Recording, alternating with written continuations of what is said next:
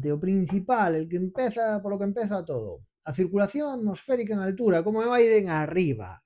O jet stream, a corrente en chorro.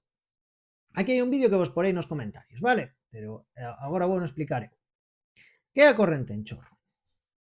A corrente en chorro é un vento moi forte e permanente que ten que ver coa rotación da Terra. Vale, o movimento da Terra leva a que haxe un vento a unha altura entre 9 e 11 km de altura, 9.000, 11.000 metros de altura, por iso voan os avións máis ou menos a esa altura, que un vento super forte, constante, que vai dende o leste, é que isto as mans al revés me volve loco, vale? Este ao oeste.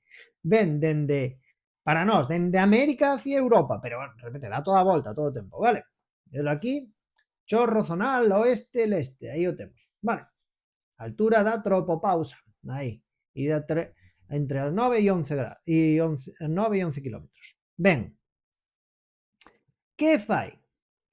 Vai até, aí se dá, ademais, ten unha velocidade variable. Que significa? No inverno, cando vai a saco, cando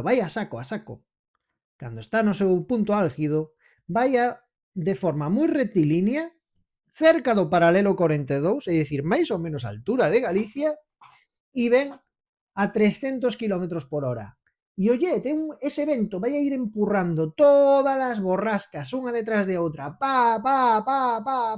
Por eso temos esos famosos tres de borrascas. Por eso chove sin parar cando chega o inverno, pum, porque veñen unha detrás de outra empurradas polo jet.